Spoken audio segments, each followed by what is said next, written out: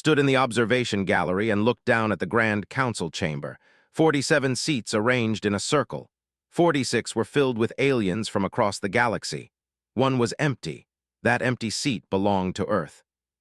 The chamber was massive, built to fit the largest delegates and smallest in equal comfort. Advanced technology controlled the air, the light, and the temperature. Everything was perfect. Everything was precise. But that empty seat drew all attention. Below, the commander named Vex spoke to his allies. Vex was tall, with skin that shifted colors as he moved. His voice was sharp and carried the weight of military authority. 300 years, Vex said. The humans have had their invitation for 300 years. They have the technology, they have the numbers, they have the weapons, yet they send no representative. They refuse our offer. A diplomat hissed softly. They were reptilian and ancient. They had seen many civilizations rise and fall. Perhaps they lack the intelligence for galactic politics, they said. Perhaps Earth is too primitive. Vex shook his head. No, we have studied them. They are not primitive. They are capable. They built starships. They established colonies. They have survived harsh worlds that would kill most species, but still they refused to sit with us. Did not move. She did not react. She had heard these conversations many times before. The Council did not understand Earth because they could not understand choosing to be alone when power was offered. Was human, though few on Meridian Station thought of her that way. She had lived here for 12 years, watching the Council, listening to their debates and reporting back to Earth. She held no official title. She had no authority from any government. She was simply an observer, a watcher, a voice for a species that chose not to speak. The delegation continued their discussion. They did not know that could hear them through the station's advanced audio system. The system was not supposed to broadcast private conversations, but had learned how to access it. The Council was not good at keeping secrets from someone determined to learn. We should revoke the invitation, another said. This one was younger with less patience. If they will not sit with us, then they do not deserve a seat. Vex considered this. Perhaps, but Earth is too strong to dismiss. Their military power is not great by galactic standards, but their people fight harder than any species I have encountered. They fight for reasons other than conquest. They fight for ideas, for survival, for love. The word seemed strange coming from Vex's mouth. Did not often speak of love. They spoke of power, territory, honor, and victory, but Vex had fought humans before. He understood something his younger officers did not. If we revoke their invitation, Vex continued, they will not protest, they will not demand to join, they will simply continue as they do now. Alone, self-reliant, growing stronger in the dark corners of the galaxy where we do not watch. The delegate leaned forward. Then what do you propose, Commander? I propose we do nothing, Vex said. We leave the seat empty, we continue the invitation, and we wait to see what Earth does with the freedom we have given them. Pulled away from the audio feed, she had heard enough. The conversation told her something important. The Council was afraid, not of Earth's current strength, but of Earth's potential. They could not control what they did not understand, and they did not understand why humanity would refuse power. The gallery door opened. A young aide approached. She was with shifting skin and efficient movements. The Council requests your presence, the aide said. There is a matter we must discuss. Followed the aide down the corridor. The Meridian Station was a wonder of engineering. It hung in space above a dead planet, maintained by advanced technology that most species could not replicate. The station was neutral territory, owned by no single power. It was where the galaxy conducted its business. As they walked, thought about Earth. She thought about the forests and oceans. She thought about the cities where billions of humans lived their lives without knowing about the Council, without knowing about the empty seat, without knowing that their species had been offered a place among the great powers of the galaxy. They reached the Council chamber entrance. The aide gestured for to enter. She walked down the center aisle, feeling the weight of alien eyes upon her. Some were curious, some were hostile, some were indifferent. Reached the center of the chamber. Below the empty seat was a smaller podium where observers could speak if invited. She took her position and waited. Vex stood, the other delegates fell silent. We have received a distress signal, he said. It comes from Zeta, the human colony in the outer rim. The settlement is under attack. The attackers are. They were known throughout the galaxy as destroyers. They conquered worlds, enslaved populations, and stripped the planets for resources. They were not evil in the way humans thought of evil. They were simply predatory. They took what they wanted because they could. The colony has requested assistance, Vex continued. They have sent the standard galactic distress code. According to our charter, we must vote on whether to send a response force. Felt her heart move faster. The Zeta colony, 800 humans living on a harsh world far from home. Children, families, people trying to build something new. I propose, Vex said, that we do not intervene. The Zeta colony is human territory. It is not part of the Council. It has no protection from us. It is their responsibility to defend themselves. They agreed quickly. Several other delegates nodded. The representative simply smiled. Opened her mouth to speak, to protest, to demand action. But then she stopped. She understood what the Council was saying without words. Earth had refused the seat. Earth had refused to join, so Earth would have no protection. The empty seat meant something very specific. Humans were on their own. Turned and walked from the chamber. As she left, she heard the vote being called. The motion passed without objection. The Zeta colony would receive no help from the Council. Outside the chamber sent a message to Earth. It was a long message. It contained the location of the fleet. It contained the coordinates of the Zeta colony. It contained the Council's decision to abandon them. Commander did not sleep well anymore. He had not slept well for 3 years since he took command of Zeta colony's defense force. The job was not hard because the colony was peaceful. It was hard because he knew they were vulnerable. Zeta was a world of rust and stone. It orbited a red star that gave little warmth. The colonists lived in domes and underground shelters, protected from an atmosphere that would poison them in minutes. The world was hostile. The gravity was stronger than Earth. The storms came without warning and could shatter unprotected structures. They had chosen Zeta deliberately. They wanted a world so harsh that no other species would want it. They wanted a place where humans could prove they could survive anything. Was at the command post when the alert came. The screen showed a message arriving from deep space. It was a distress beacon, automated and clear. The fleet had appeared on the system edge. They were moving fast. They would reach Zeta in 30 hours. They did not send messages. They did not negotiate. They arrived and took what they wanted. They had destroyed 17 colonies in the past 10 years. Not one survivor reported that they showed mercy. Opened communication to Dr. Sarah Mitchell. Sarah was the colony administrator, elected by the other colonists to make decisions about resources and planning. She was smart and practical. She was not afraid of difficult choices. I received the Council message, Sarah said when she appeared on the screen. Her face was calm, but her eyes showed the fear underneath. They are not sending help. No, said, they are not. The silence between them was heavy. They both understood what this meant. The colony had 800 people. 200 were children. They had food and water for about 6 months. They had mining equipment, farming tools, and some basic weapons left over from the initial colony setup. They had no military force that could match a fleet. What do we do? Sarah asked. Had spent the past 3 years thinking about this moment. He had trained with every colonist. He had made plans for evacuation. He had studied tactics. He had prepared for the worst. We fight, said. Sarah's face did not change. We cannot win. No, agreed. But we can buy time. The evacuation ships can be ready in 12 hours. We can hold the colony for at least 3 days, maybe more. That gives people a chance to escape. And you, Sarah asked, what happens to you?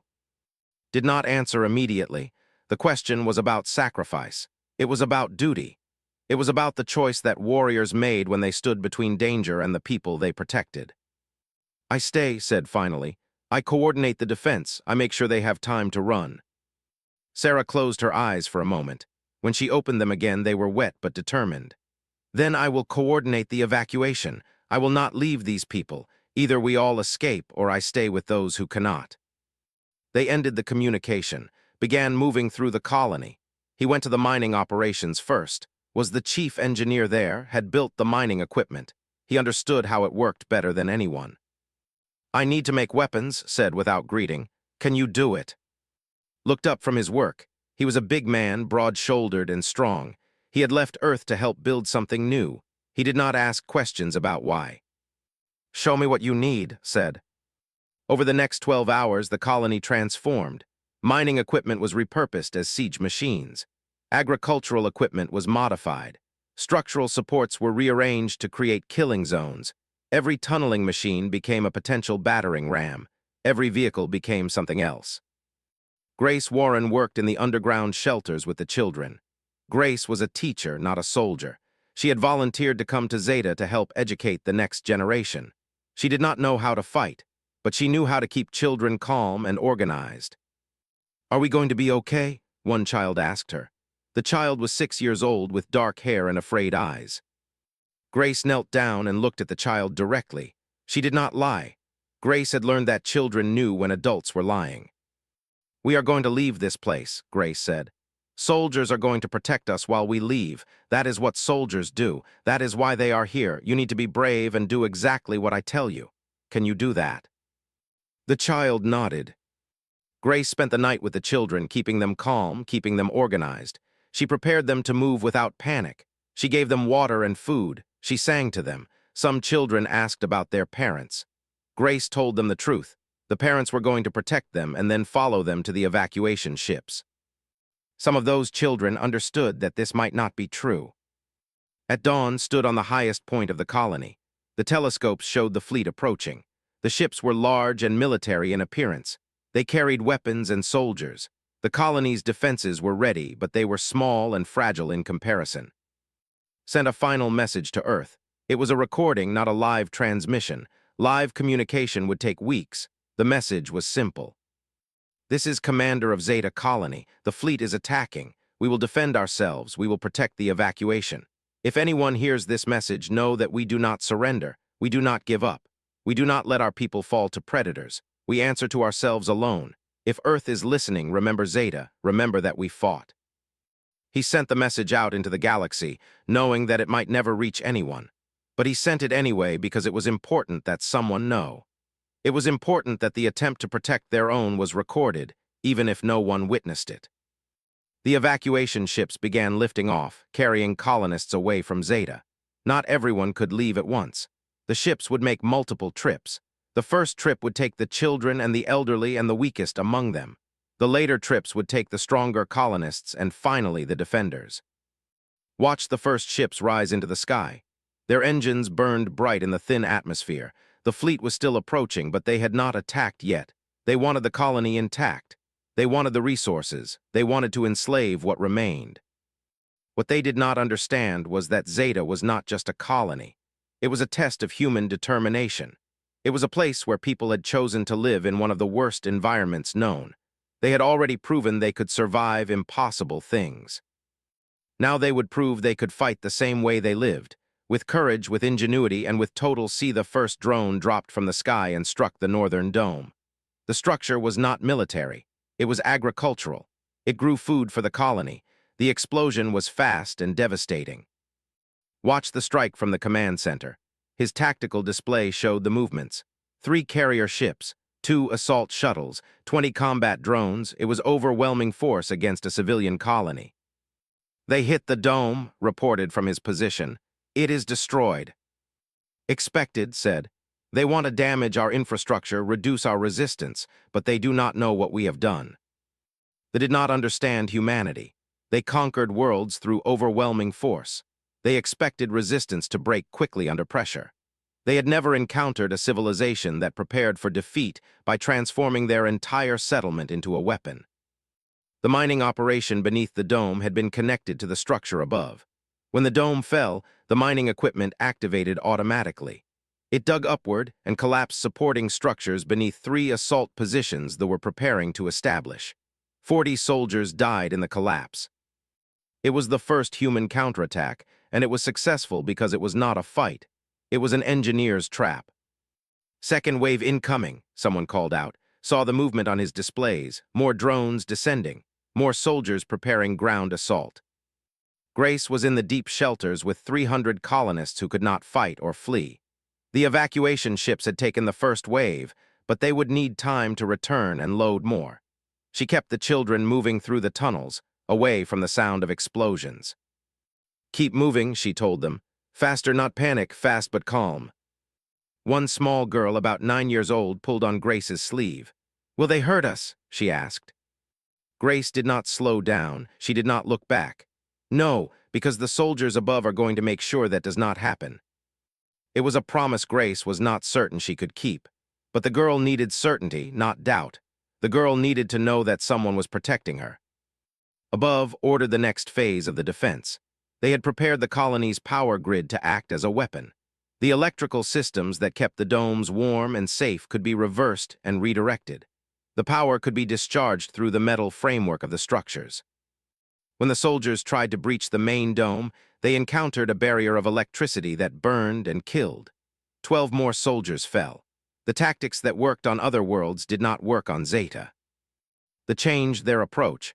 They began targeting the power generation station, had expected this. He had moved the most critical systems underground months ago.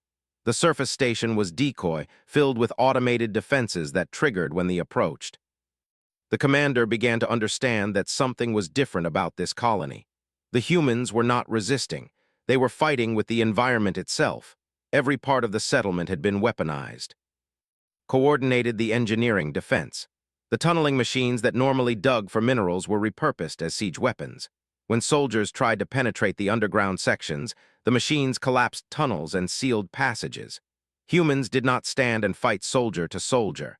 They fought with the world around them. But the battle was not going well. For every casualty, the colony lost structure and resources. They had superior firepower. They had air support. They had armor and weapons designed for military combat. The colony had ingenuity and preparation, and the determination of people who had nowhere else to go. "How long can we hold?" Sarah asked through the communication system. "2 more days," said. "Maybe 3. The second evacuation wave launches in 4 hours, the third wave in 8 hours. "And you?" Sarah asked. "I will be here," said, "to make sure everyone else gets out." The assault continued for 6 hours. The colony's defenses held, but barely. They learned the layout of the settlement. They learned where the humans had concentrated their forces. They adapted their tactics. Then something changed. A message came through the communication system, but not from the colony, not from Meridian Station. The message came from deep space, and it said one word: coming. Check the source. It was from Earth. A fleet was moving toward Zeta at faster-than-light speeds. Not council ships, not military vessels from the galactic powers, human ships.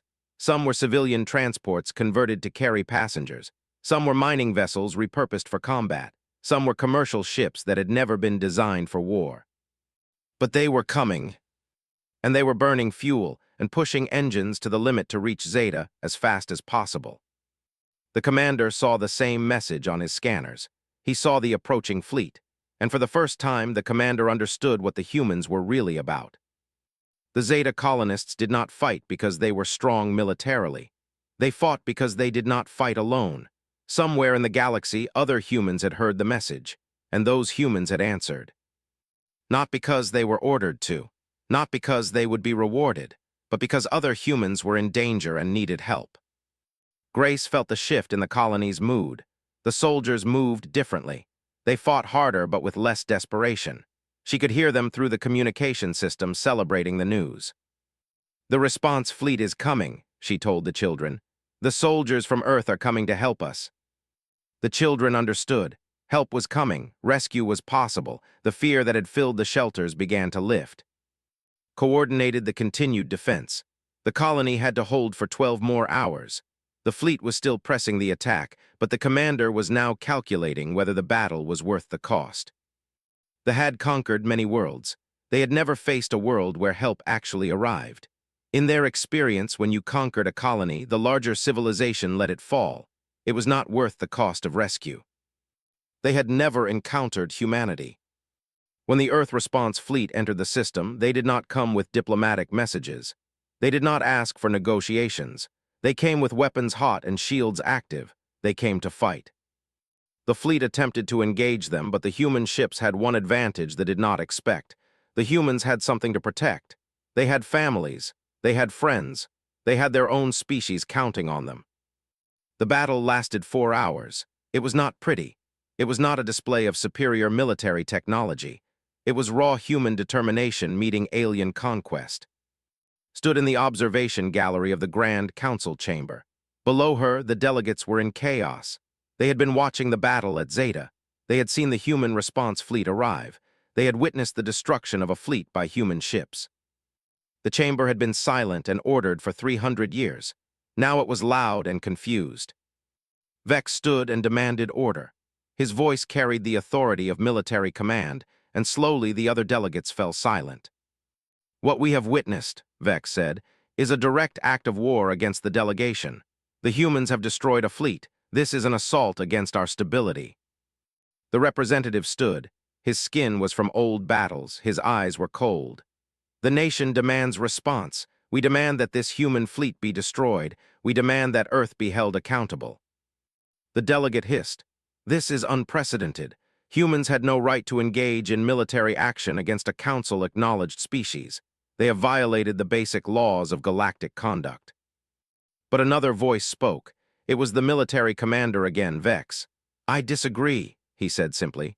"I believe we have witnessed a species protecting its own. There is nothing unlawful about that." "Then why did they not ask permission?" the demanded. "Why did they not petition the council for assistance?" Knew the answer. She had heard it in the council's decision to leave Zeta undefended. She had seen it in the faces of the delegates when they voted. They would not help Zeta because Earth was not a council member. Earth had no claim on their resources or their military. So Earth had protected itself. Earth had answered the only way a species could answer when the galaxy refused to help, with their own strength. A council aide approached in the observation gallery. "The council requests your presence," the aide said. "They will hear from the human observer." Descended into the chamber. The conversation stopped as she walked to the central podium. 47 delegates watched her, some with anger, some with curiosity, some with something that might have been fear. "You have much to answer for," they said before anyone else could speak. "Your species has acted without authority, without permission, without regard for the laws that govern our galaxy." Did not argue, she did not defend. She simply spoke the truth. "My species has protected its own," said. "That is what we do. That is what we have always done. 300 years ago, the Council offered Earth a seat. We refused because we understood something about ourselves. We understood that we do not need permission to act. We do not need authority from a distant body of aliens to protect our people." "This is arrogance," the representative said. "This is the beginning of conflict. Your species must be put in its place." Looked at the directly. "My species understands one place only. That place is together. When one human is in danger, other humans come. This is not arrogance. This is the only law that matters to us." Vex watched this exchange with the careful attention of a military commander studying an opponent. He had fought humans before. He had learned that they were not motivated by the same things as other species. They did not fight for territory or resources primarily. They fought because someone they cared about was in danger. This made them predictable in some ways and utterly unpredictable in others. "We must respond militarily," another said. "If we allow this behavior, other species will follow. The galactic order will collapse." "The galactic order," said, "is based on the idea that some lives matter more than others. The Council sits in judgment of other species. The Council decides who deserves protection and who does not. My people refuse that order. We believe that our lives matter, all of our lives, and we will protect our own regardless of what this council decides." The chamber erupted in angry voices. Some delegates called for military action, some called for sanctions, some called for Earth to be expelled from the galactic community entirely. But Vex stood again. When he stood, the other delegates fell silent out of respect for his authority. "I propose," Vex said, "that we do nothing." The shock of his statement silenced even the angriest voices. "Nothing," Vex repeated. "The humans have shown us something important. They have shown us that they will protect their own. This is not a threat to us. This is information. This is understanding. A species that is willing to sacrifice everything for its people is not a species we should make an enemy of." "But they destroyed a fleet," someone protested. "They attacked a human colony without council authorization," Vex countered. "We all knew this would happen. We left the Zeta colony undefended deliberately. We wanted to see if the humans were strong enough to matter in galactic politics. Now we know. They are not as strong as the major powers, but they are strong in a different way. They are loyal. They are dedicated. They answer to their own above all else." Vex turned and looked directly at. 300 years we thought Earth's empty seat was a rejection of us. Now I understand. The empty seat was a declaration of independence. It was not about being too weak to matter. It was about choosing not to matter in your way, about choosing your own way. Did not respond. She waited to see what would happen next. The debate continued for hours. Some delegates demanded military response, the wanted vengeance, the wanted punishment, but Vex held firm. He proposed that the Council do nothing, that the Council accept Earth's independence, that the Council acknowledge that humanity was a sovereign power that answered only to itself. In the end, the vote was close, but Vex's military authority and the fear of human military capability won out. The Council voted to accept the status. Earth's seat would remain empty. Earth would remain unaligned, but Earth would be acknowledged as a force that could not be taken lightly. After the vote, several delegates approached. Some wanted to negotiate trade agreements. Some wanted to establish military alliances. Some wanted to understand humanity better. But told them all the same thing. You must ask Earth. I am only an observer. I report to my people. My people will decide what comes next. The evacuation of Zeta Colony was complete. All 800 colonists had been moved to safety. The fleet had been defeated or scattered.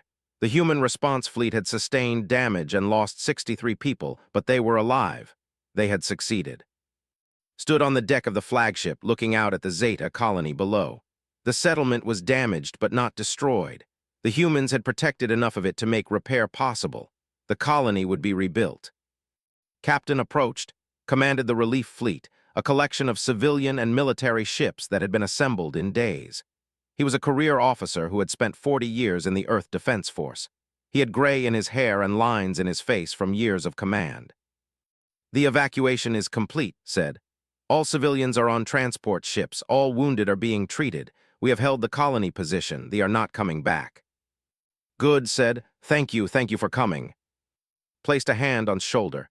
You are human. That is thanks enough. That is all the reason we need. 3 weeks later, Earth held a global assembly. The vote was broadcast from the United Nations building to every population center on the planet. Billions of humans watched as the assembly debated Earth's place in the galaxy. Some argued that humanity should now claim its seat on the Council. They said that the Zeta Colony's defense proved humanity's strength. They said it was time for Earth to take its proper place among the great powers. Others argued that Earth's strength had always been in its independence. They said that the Council was a trap. They said that once Earth joined the Council, humanity would be bound by its rules and regulations. Earth would lose the freedom that had always made humans dangerous to predict and dangerous to control. The debate was heated and long. Humans disagreed. That was what humans did. But in the end, a decision was made. President David stood before the assembly and announced the result. His voice was calm and clear. He had been chosen to lead Earth through the crisis, and now he would announce Earth's choice. The people of Earth have voted, David said. We have chosen to remain independent. Our seat on the Council will remain empty. We will not join the galactic powers, but we will not hide from the galaxy either. We will trade with other species. We will cooperate on science and exploration. We will form alliances with those who respect our independence, but we will answer only to ourselves. We will protect our own. And any species that threatens humanity will learn that we do not forget, and we do not forgive. The assembly erupted in cheers. Humans had chosen their path. They had chosen freedom over power. They had chosen loyalty to their own over loyalty to a distant government of aliens. But the announcement was not finished. David spoke about what came next. We will expand our settlements in space, he said. We will build new colonies on harsh worlds. We will show the galaxy that humans can survive anything. We will expand our military not to conquer, but to protect. We will teach every human child that their responsibility is to their community, to their country, and to every other human on every world that bears our flag. Most importantly, David concluded, we will remember that we are human. We are not isolated. We are not cold. We are not unfeeling. We are a species that loves. We love our families. We love our friends. We love our people. And we will always answer when one of our own is in danger. On Meridian Station, received the announcement. She watched the vote. She saw the choice that Earth had made, and she knew that the galaxy would never be the same. The empty seat would remain empty, but it would mean something different now. It would mean that Earth was strong enough not to need protection. It would mean that Earth was a species that could be trusted to protect others. It would mean that humanity answered only to itself because humanity had nothing to fear from the galaxy. Days later, stood in the observation gallery for the last time before returning to Earth. The council chamber was different now. Delegates were discussing trade with humans. They were discussing military cooperation with humans. They were discussing how to approach a species that had proven itself both formidable and independent. The delegate approached her. This was unusual, rarely spoke to human observers. "Your species has changed everything," they said. Its voice was not angry, it was thoughtful. "We thought we understood power, we thought we understood what made a civilization great. We were wrong." Did not argue, she simply waited. "Humanity's power," they continued, "does not come from weapons or technology. It comes from the fact that you care about each other so completely that you will die for each other. This is something most species cannot understand. We value survival, we value power, we value resources, but humans value connection to other humans above survival. This makes you both weaker and stronger than us. Weaker because you are vulnerable to loss, stronger because you never truly surrender." They walked away, leaving alone in the gallery. She looked down at the empty seat one last time.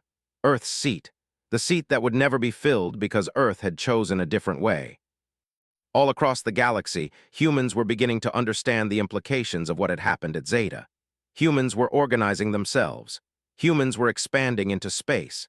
Humans were building settlements and colonies and military strength, not to conquer the galaxy, but to ensure that they would never be vulnerable again. And the other species of the galaxy were beginning to understand that they had overlooked something important.